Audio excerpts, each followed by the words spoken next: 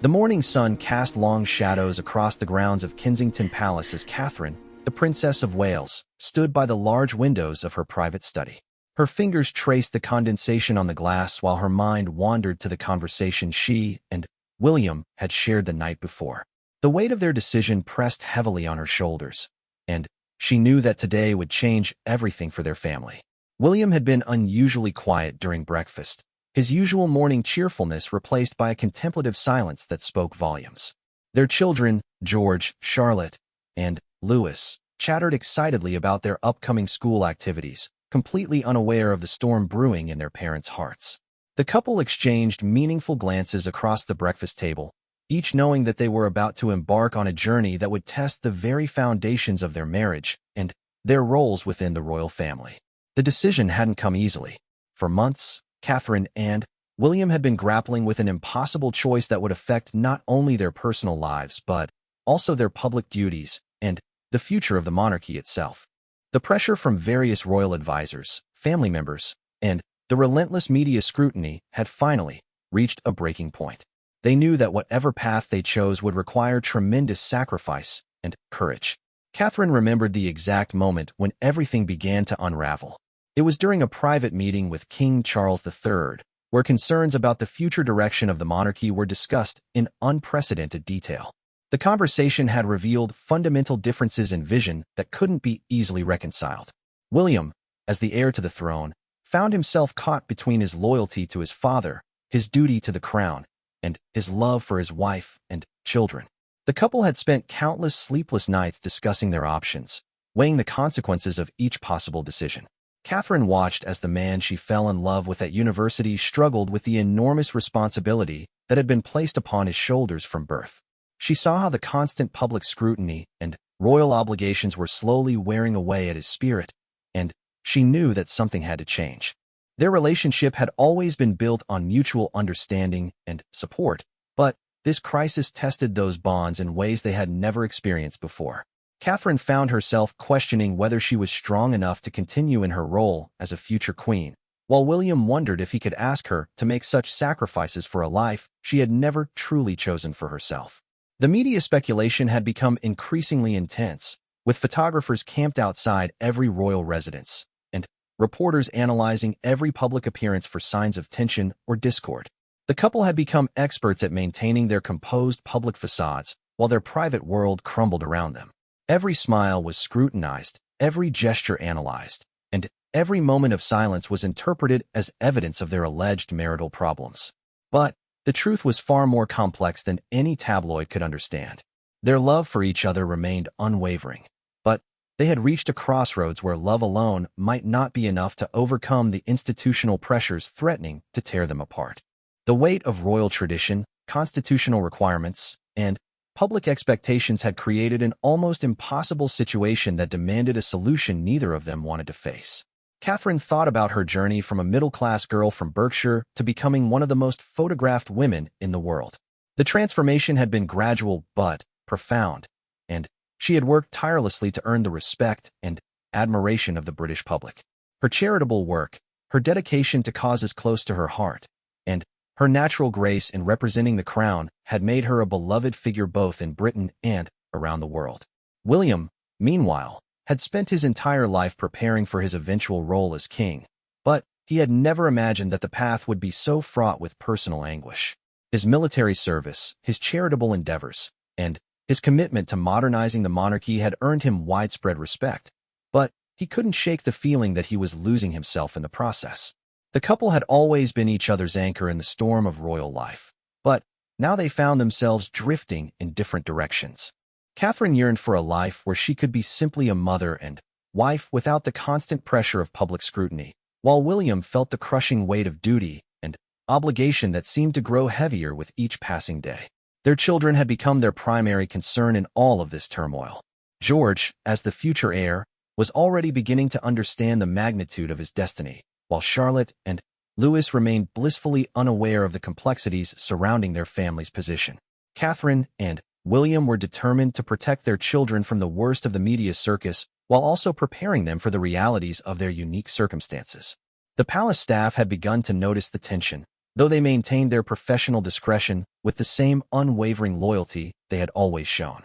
The couple's private secretaries worked overtime to manage their schedules and public appearances while carefully navigating the increasingly delicate political and personal dynamics at play.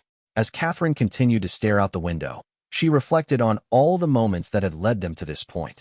The fairy tale wedding that had captivated the world, the births of their 3 children, the countless royal engagements and state visits, the private moments of joy and sorrow they had shared away from the public eye. All of these memories seemed to crystallize into this one pivotal moment where everything hung in the balance. The sound of footsteps in the corridor outside her study brought Catherine back to the present moment. She knew it was William returning from his meeting with the Archbishop of Canterbury, a conversation that would likely determine the course of their immediate future. The church's position on their situation would carry significant weight in the final decision, and both Catherine and William had been anxiously awaiting the outcome of that crucial discussion. When William appeared in the doorway, his expression was unreadable, but Catherine could see the exhaustion in his eyes. They had both aged considerably over the past few months, the strain of their circumstances leaving visible marks that no amount of royal protocol could hide. He moved toward her slowly, and she could sense that he carried news that would change everything. The silence between them stretched on for what felt like an eternity, filled with all the words they couldn't bring themselves to speak. Years of shared experiences, hopes, and dreams seemed to hang in the air between them as they faced the moment they had both been dreading. The decision they had to make would ripple through generations, affecting not only their own lives, but the very future of the British monarchy. Outside, the grounds of Kensington Palace continued their timeless existence, unchanged by the human drama unfolding within its walls. The tourists gathering at the gates had no idea that history was being written just beyond their view, that the couple they admired and followed so closely was facing the most difficult choice of their lives. Catherine reached out and took William's hand, feeling the familiar warmth and strength that had sustained her through so many challenges over the years. In that simple gesture, they both acknowledged that whatever lay ahead, they would face it together, just as they had promised each other on their wedding day before millions of witnesses and in the sight of God. The weight of the crown, the expectations of a nation, and the hopes of their children all seemed to converge in this single moment of quiet desperation. They stood together in the fading afternoon light, 2 people who had given everything to serve their country and their people, now forced to choose between duty and personal happiness in a way that would define the rest of their lives. As the day began to fade into evening, Catherine and William prepared themselves for the most difficult conversation of their marriage, knowing that whatever decision they reached would echo through history and change the course of the British monarchy forever. The fairy tale that had begun at St. Andrew's University was about to face its greatest test, and neither of them was certain they would emerge from it unchanged. The conversation that evening took place in the privacy of their sitting room, away from the watchful eyes of staff and the ever-present threat of electronic surveillance that had become an unfortunate reality of modern royal life. William closed the door carefully behind him and activated the small device that would ensure their discussion remained completely private. These moments of true intimacy and honest communication had become increasingly rare as their public responsibilities consumed more and more of their personal time. Catherine sat in the chair where she had spent countless hours reading to their children, her hands folded in her lap as she waited for William to begin. She had prepared herself for this moment, but nothing could truly ready her for the weight of the words they were about to exchange. The decision they faced would not only affect their own lives, but would send shockwaves through the Commonwealth realms and potentially alter the course of constitutional monarchy for generations to come. William moved to the window and looked out at the London skyline, gathering his thoughts before turning to face the woman who had stood by his side through every triumph and challenge of his adult life. His voice was barely above a whisper when he finally spoke, revealing the outcome of his meeting with the Archbishop and the impossible position they now found themselves in. The church's stance on their situation had eliminated what they had hoped might be a viable compromise, leaving them with only the most drastic of alternatives. The implications of their dilemma extended far beyond their personal relationship. The constitutional crisis that would result from their decision could potentially destabilize the government and create unprecedented challenges for the Commonwealth nations that recognize the British monarch as their head of state. The carefully maintained balance between tradition and modernity that had allowed the monarchy to survive and thrive in the 21st century hung in the balance.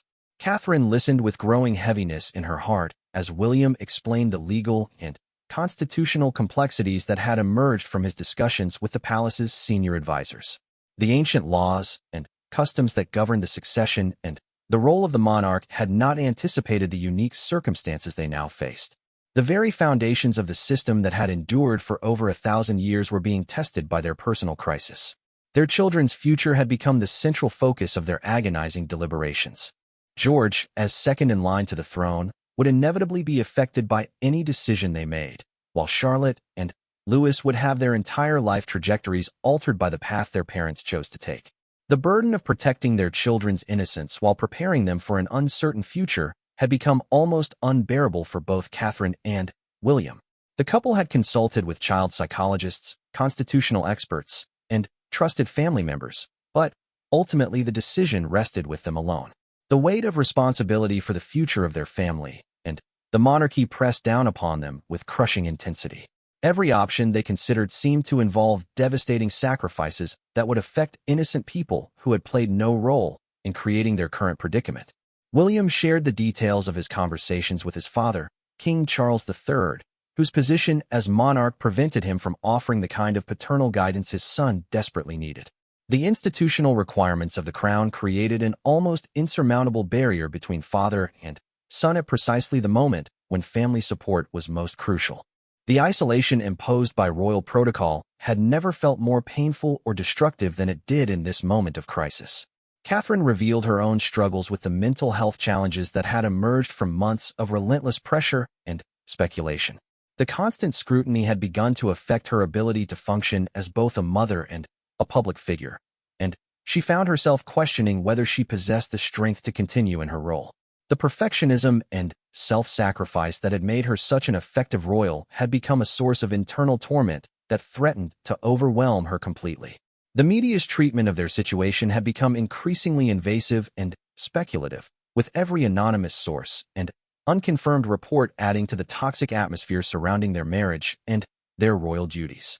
The couple had watched helplessly as their private struggles were dissected and analyzed by commentators who had no understanding of the true complexity of their circumstances. The violation of their privacy had reached levels that threatened the very concept of human dignity. Their separate schedules and professional obligations had begun to create distance between them at precisely the moment when they most needed each other's support. The demands of royal duty meant they often found themselves on different continents, dealing with their individual crises while maintaining the public facade that everything remained normal and stable. The strain of this performance had pushed both of them to their emotional and physical limits. William described the sleepless nights he had spent walking the corridors of Kensington Palace, wrestling with the implications of every possible decision and finding no solution that didn't involve devastating losses for everyone involved. The trained composure and diplomatic skills that had served him so well in his public role provided no comfort when applied to his personal anguish. He felt trapped by the very institution he had been born to serve and protect. Catherine shared her own midnight struggles, the hours she had spent staring at family photographs and wondering how they had arrived at this seemingly impossible crossroads. The woman who had gracefully adapted to royal life and earned the love and respect of millions now found herself questioning every choice that had led her to this moment. The fairy tale that had captivated the world was revealing its dark underbelly in ways that no one could have anticipated. The financial implications of their various options added another layer of complexity to their decision. The cost of security, the management of their public roles, and the economic impact on the institutions that depended on royal patronage all factored into their considerations. The monarchy was not simply a family matter, but a significant economic and cultural institution that employed thousands of people and contributed billions to the British economy. Their charitable commitments and patronages represented another agonizing aspect of their dilemma. The organizations and causes they had championed would be significantly affected by any major changes to their royal status. Catherine thought particularly of her work with early childhood development and mental health awareness, programs that had already begun to make a measurable difference in countless lives. The possibility of abandoning this work felt like a betrayal of the most vulnerable people in society. William's military connections and His work with veterans and emergency service personnel added yet another dimension to their considerations. The bonds he had formed during his service and the ongoing commitments he had made to support those communities could not be easily transferred or abandoned. The respect he had earned through genuine service and sacrifice had created relationships that transcended his royal status but were nonetheless deeply connected to his position. The international implications of their decision weighed heavily on both of their minds. The Commonwealth nations, the diplomatic relationships built over decades, and the soft power that the British monarchy wielded on the global stage would all be affected by the choice they made. The responsibility they felt toward the millions of people who looked to them for stability and continuity in an increasingly uncertain world added to their sense of overwhelming obligation. As the night deepened around them, Catherine and William found themselves drawn together by the magnitude of their shared burden. The love that had sustained them through years of public service and private challenges remained the one constant in their rapidly changing world. They held each other close, drawing strength from the physical and emotional connection that had always been their refuge from the storms of royal life. The grandfather clock in the corner of the room marked the passing hours as they continued their painful deliberations. Each tick seemed to bring them closer to a moment of irrevocable decision, a point of no return that would define the rest of their lives and the future of the institution they had sworn to serve. The weight of history and tradition pressed down upon them with each passing moment, demanding a choice that neither of them felt qualified to make. The silence that fell between them was filled with all the unspoken fears and hopes that had accumulated over months of private struggle. They had reached a point where words seemed inadequate to express the depth of their dilemma or the magnitude of the sacrifice that any resolution would require.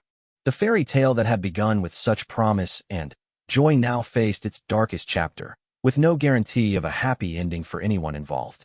As dawn began to break over London, Catherine and William remained locked in their agonizing embrace, two people who had given everything to serve others now forced to choose between their own happiness and their duty to the crown. The decision that awaited them would test every principle they held dear and challenge their understanding of love, sacrifice, and responsibility in ways they had never imagined possible. The morning brought no relief from the emotional turmoil that had consumed Catherine and William throughout the long night. As they prepared for what they both knew would be one of the most significant days of their lives, the weight of their impending decision seemed to permeate every aspect of their daily routine. The simple acts of dressing, sharing breakfast with their children, and maintaining the appearance of normalcy felt like monumental efforts that drained their remaining emotional reserves. Their children sensed something different about their parents' behavior, though they couldn't quite articulate what had changed. George, now old enough to pick up on subtle emotional cues, asked his mother if everything was all right when he noticed the unusual tension in her voice during their morning conversation.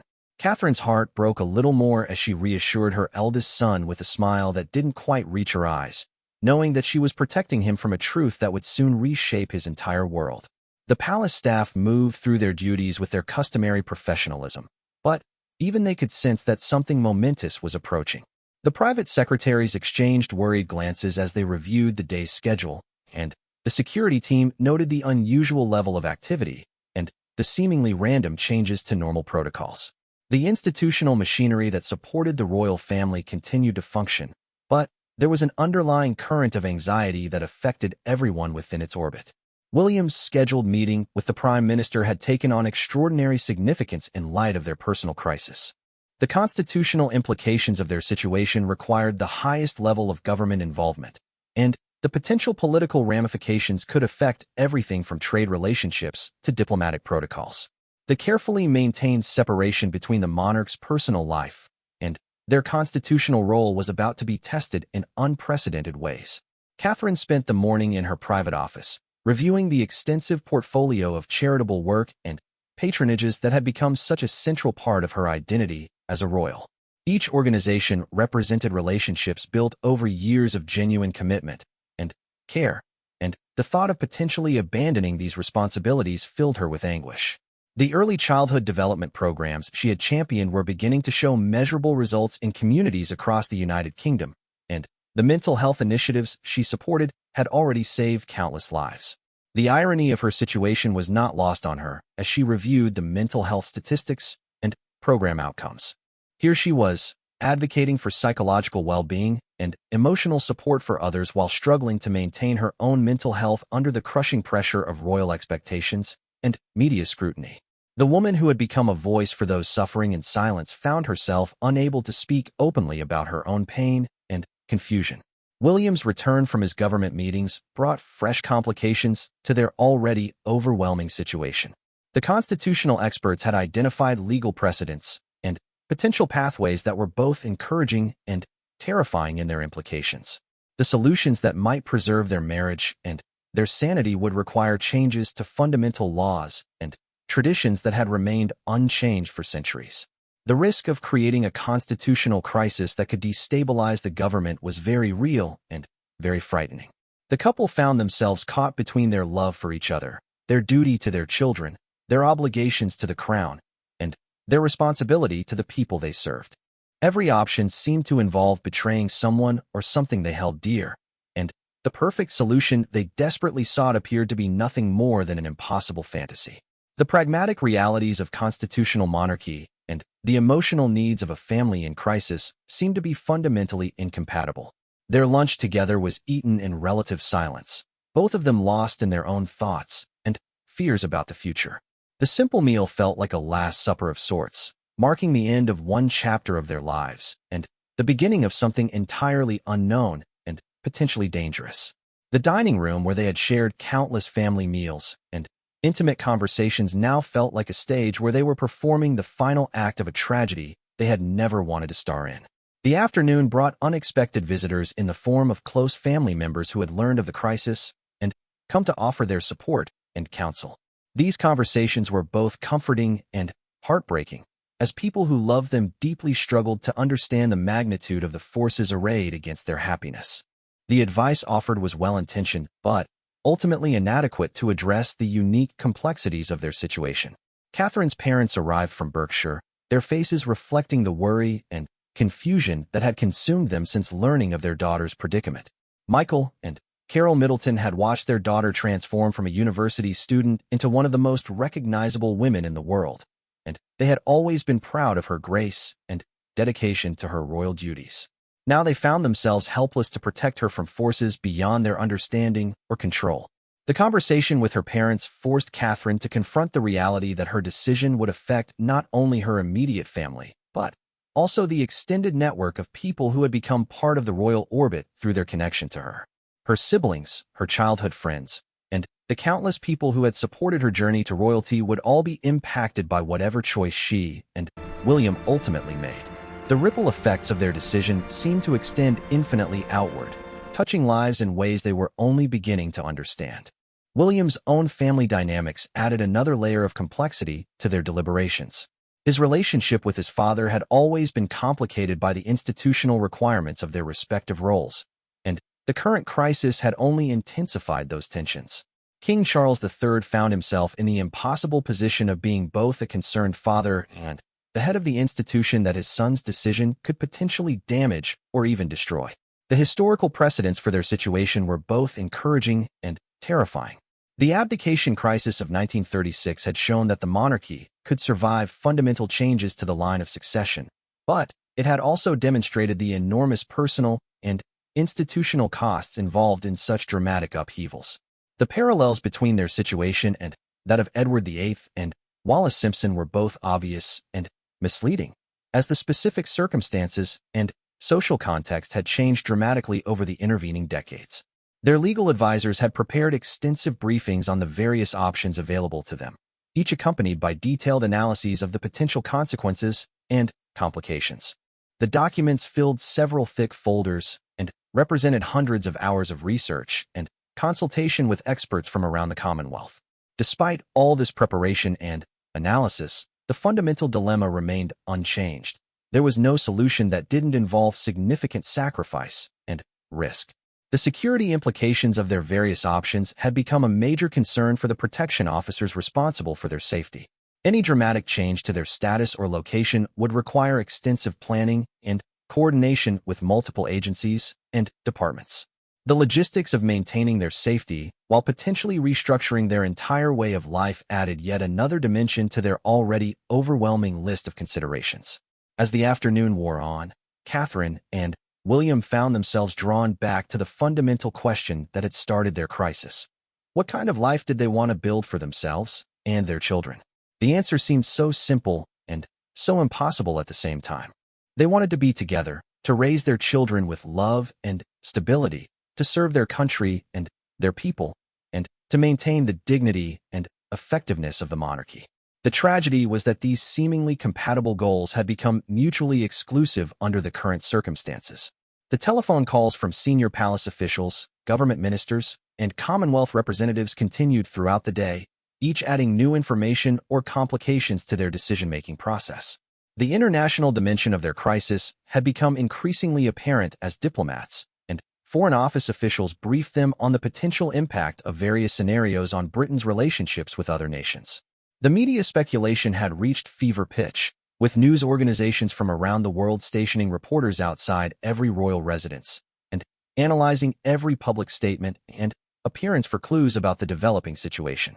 The couple's attempt to maintain privacy and dignity while working through their crisis had become increasingly difficult as the pressure for information and access intensified with each passing hour. Their evening meal with the children took on special significance as they realized it might be one of their last opportunities to sit together as a complete family without the shadow of their decision hanging over everything they said and did. The innocent chatter of their children provided a brief respite from their worries, but it also served as a painful reminder of everything they stood to lose regardless of what choice they ultimately made.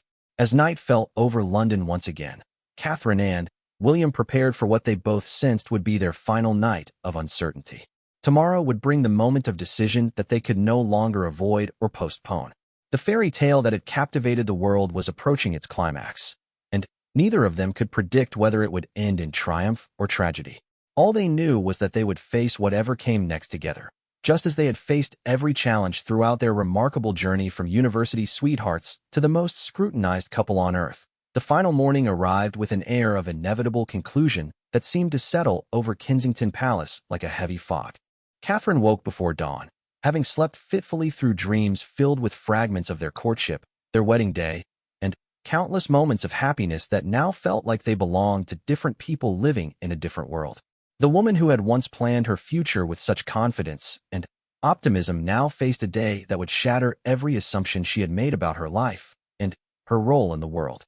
William had barely slept at all, spending most of the night in his private study reviewing documents and making final telephone calls to advisors and family members. The trained military officer who had learned to make quick decisions under pressure found himself paralyzed by the magnitude of the choice before him. Every instinct told him to protect his family, but his duty to the crown and his responsibility to the British people created an impossible conflict that defied resolution. Their morning routine with the children took on the quality of a sacred ritual, as if by maintaining these familiar patterns they could somehow preserve the innocence and normalcy that their decision would inevitably destroy. George helped his younger siblings with breakfast while Catherine and William exchanged glances heavy with unspoken communication. The weight of what they were about to do pressed down on them with crushing intensity, making even the simplest interactions feel monumentally significant. The palace staff had been briefed that an important announcement would be forthcoming, though the exact nature of the news remained known only to the most senior advisors. The institutional machinery of the monarchy continued its timeless functions, but there was an underlying tension that affected everyone from the most junior clerk to the most experienced courtier.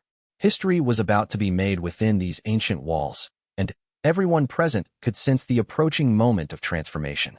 Catherine's final meeting with her private secretary involved the review of a schedule that they both knew would never be implemented. The carefully planned engagements, charitable visits, and state functions that had been arranged months in advance would all need to be reconsidered or canceled depending on the decision that was about to be announced. The administrative complexity of unwinding years of commitments and obligations added yet another layer of sorrow to an already heartbreaking situation. The constitutional experts arrived for their final briefing session, bringing with them the formal documents that would be required regardless of which option the couple ultimately chose. The legal language was dense and formal, but its implications were crystal clear. Whatever decision they made would create precedents that would affect the monarchy for generations to come. The personal crisis had evolved into a constitutional moment that would be studied and debated by historians and legal scholars for decades. William's last conversation with his father took place in the privacy of the king's private study, away from the protocol and ceremony that usually governed their interactions.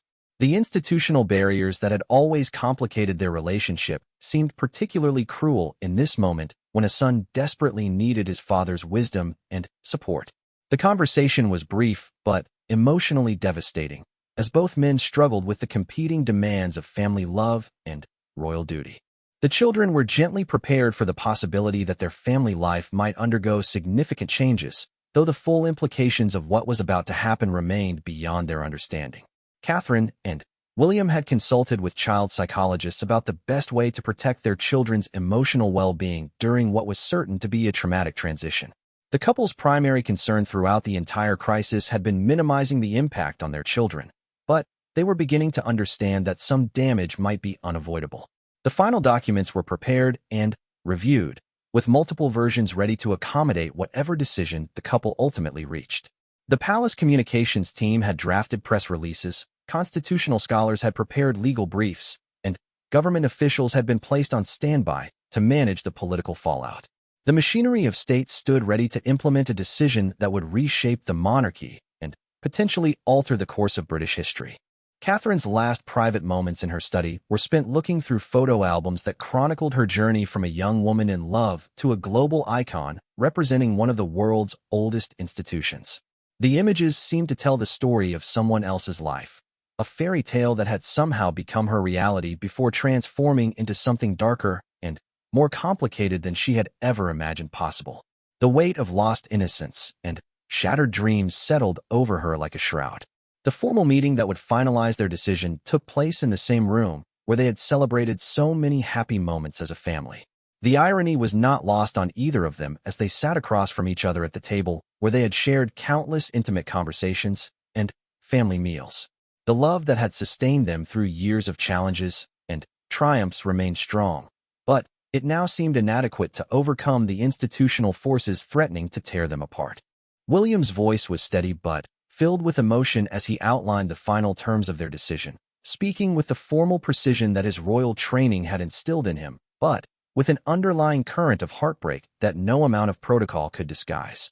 The man who had been groomed from birth to serve as king found himself questioning every assumption about duty, sacrifice, and the price of public service. The institution he had been born to serve had become the very force that threatened his family's happiness and stability. Catherine listened with growing pain as the implications of their choice became clear in all their devastating detail. The woman who had gracefully adapted to royal life and earned the admiration of millions now faced the prospect of walking away from everything she had worked so hard to build.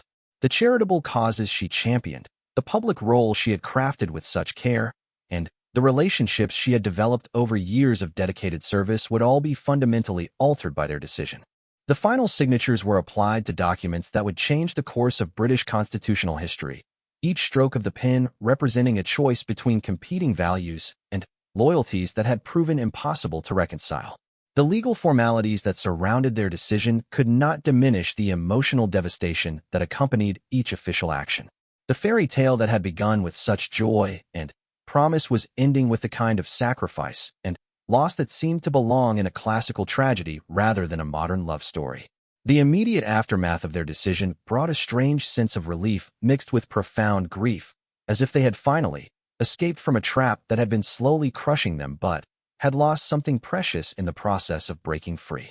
The weight of uncertainty had been lifted from their shoulders, but it had been replaced by the burden of living with the consequences of an impossible choice that satisfied no one completely. The palace staff moved quickly to implement the practical aspects of their decision, but the human cost of the changes was evident in every face and every gesture. The people who had dedicated their careers to serving the royal family found themselves dealing with unprecedented circumstances that challenged every assumption about their roles and responsibilities. The institutional stability that had defined their working lives was being fundamentally altered by forces beyond their control. The security arrangements that had governed their daily lives for years were immediately restructured to accommodate their new circumstances, creating a logistical challenge that reflected the broader complexity of their situation. The protection officers who had become like family members found themselves adapting to protocols that none of them had ever imagined would be necessary. The practical reality of their decision was beginning to manifest in countless small details that would accumulate into a completely transformed way of life. As the day progressed toward its inevitable conclusion, Catherine and William found themselves approaching the moment they had been dreading most, the formal announcement that would make their private crisis a matter of public record. The weight of knowing that millions of people around the world would be affected by their decision added another dimension to their already overwhelming emotional burden. The fairy tale that had captivated the world was about to reveal its tragic conclusion to an audience that had invested emotionally in their happiness and success. The final preparations were completed as afternoon gave way to evening, and the couple prepared themselves for the most difficult public appearance of their lives.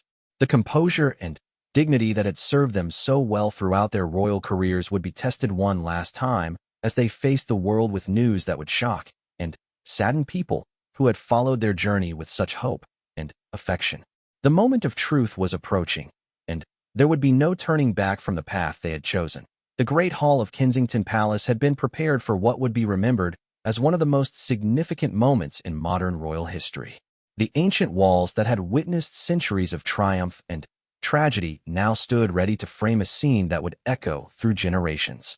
Catherine and William stood together at the threshold of the room where they would make their final public appearance as the couple the world had known and loved, both of them drawing strength from each other's presence as they had done countless times before. The assembled gathering represented every aspect of their lives. Family members who had supported them through years of challenges, staff members who had become like family, charitable partners who had worked alongside them to make the world a better place, and representatives of the institutions they had served with such dedication. The diverse group reflected the many different ways their decision would impact people and organizations across the United Kingdom and the Commonwealth realms. Catherine had chosen to wear the sapphire and diamond earrings that William had given her on their first wedding anniversary, a subtle reminder of happier times when their future had seemed so clear and bright. The jewelry caught the light as she moved, creating small flashes of brilliance that seemed to symbolize the precious moments of joy they had shared throughout their marriage. Her composure was perfect, but those who knew her well could see the profound sadness in her eyes. William appeared every inch the future king he had been trained to be, his posture erect and his expression carefully controlled, but his hand trembled slightly as he adjusted his cufflinks. The man who had faced down hostile crowds, natural disasters, and international crises found himself more nervous than he had ever been in his life. The words he was about to speak would reshape his family's future and potentially alter the course of the monarchy itself. The silence in the room was profound and heavy, filled with the weight of unspoken emotions and the collective understanding that they were witnessing a moment of historical significance. The rustle of fabric as people shifted in their seats seemed unnaturally loud in the hushed atmosphere, and the tick of the ancient clock in the corner marked the passage of seconds that felt like hours to everyone present. When William finally began to speak, his voice carried clearly through the room despite the emotion that threatened to overwhelm him. He spoke about duty and love, about the impossible choices that sometimes face those who serve the public, and about the price that families pay when personal happiness conflicts with institutional obligations. His words were carefully chosen, but filled with genuine anguish that no amount of royal training could completely disguise. Catherine remained silent throughout William's address, but her presence beside him spoke volumes about their unity in the face of an impossible situation. The woman who had become known for her eloquence and grace in public speaking chose to let her husband carry the burden of explanation while she provided the quiet support that had always been her greatest strength. Her silence was more powerful than any words could have been. The reaction from the assembled crowd was a mixture of shock, understanding, and profound sadness as the full implications of their decision became clear. Tears were visible on many faces as people struggled to process the news that would end an era and begin something entirely new and uncertain. The fairy tale that had captured the world's imagination was ending not with celebration, but with the kind of noble sacrifice that seemed to belong to a different age.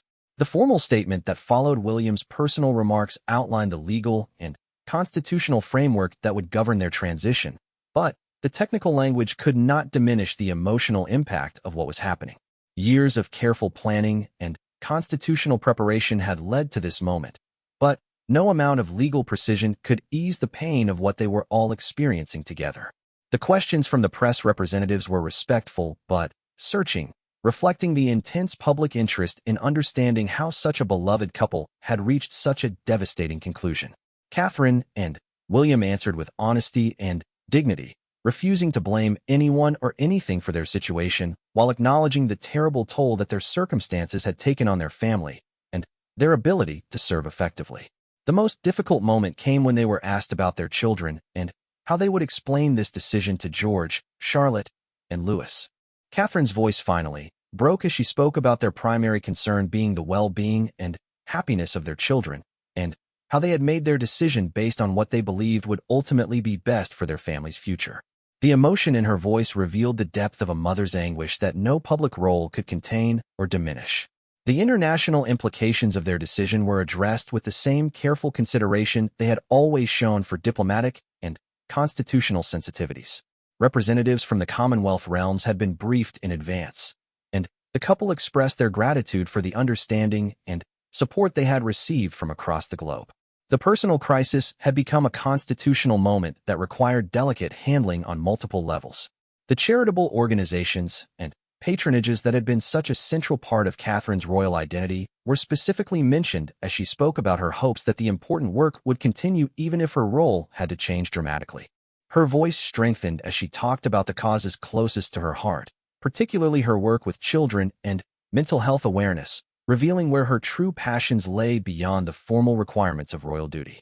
The security arrangements and practical details that would govern their immediate future were discussed with the same openness and transparency that had characterized their entire announcement. The couple acknowledged that their lives would be forever changed by their decision, but expressed their confidence that they had chosen the path that would ultimately serve everyone's best interests, despite the enormous personal cost involved. As the formal portion of their announcement drew to a close, Catherine and William took a moment to express their gratitude to everyone who had supported them throughout their journey as working royals. They spoke about the privilege it had been to serve, the relationships they had formed, and the meaningful work they had been able to accomplish together. Their genuine appreciation for the opportunities they had been given shone through despite the sadness of the occasion. The final moments of their public appearance were marked by a silence that seemed to stretch on forever as everyone present absorbed the reality of what had just occurred. The couple stood together one last time as the Duke and Duchess of Cambridge, their hands intertwined in a gesture of unity that spoke to the love that had sustained them through their most difficult period. The image would be remembered and analyzed for years to come as a symbol of dignity in the face of impossible circumstances. The private farewell that followed was even more emotional than their public announcement, as family members and close friends struggled to find words adequate to express their support and understanding. The embraces were longer and more intense than usual, filled with the recognition that relationships would be forever changed by the events of this day. The personal cost of their decision was most evident in these intimate moments away from the cameras and formal protocols. Catherine's final walk through the rooms of Kensington Palace, where she had spent so many important years of her life, was conducted in contemplative silence. Each space held memories of moments both public and private, from state receptions to quiet family dinners, from formal meetings to children's birthday parties. The walls seemed to hold echoes of laughter and conversation from happier times when the future had seemed so much more certain. William's last official act as heir to the throne was the signing of documents that would formalize the transition and create the legal framework for their new circumstances. The signature that had appeared on countless official documents over the years was applied one final time to papers that would end one chapter of his life and begin another entirely. The weight of history and tradition seemed to press down upon the pen as he wrote his name for the last time in his official capacity. The departure from Kensington Palace took place under cover of darkness to avoid the media circus that had surrounded every aspect of their crisis. The couple and their children left quietly through a private entrance, their personal belongings packed into ordinary cars that bore no resemblance to the state vehicles that had transported them for so many years. The transformation from public figures to private citizens began with this simple change in transportation. As their convoy pulled away from the palace gates for the last time, Catherine and William looked back at the building that had been their home and their workplace for so many significant years. The lights were still burning in the windows where staff members continued their duties, and where the institutional machinery of the monarchy carried on without them. The fairy tale was ending, but the institution would endure as it had for centuries, adapting once again to the changing needs and circumstances of each generation. The final words between them as they drove away into their uncertain future were not captured by any recording device or witnessed by any observer. Whatever they said to each other in that private moment belonged to them alone, representing the kind of intimate communication that had sustained their relationship through every challenge they had faced. Their love story would continue, but it would be written in private from now on, away from the public stage where it had played out for so many years. The world would remember this day as the moment when fairy tale met reality, and love confronted duty in the most public and painful way imaginable. Their sacrifice would be debated and analyzed for generations to come, but for Catherine and William, it was simply the price they were willing to pay for the chance to build a life together based on their own choices rather than the expectations of others. The fairy tale was ending, but their love story was just beginning a new chapter written entirely in their own words.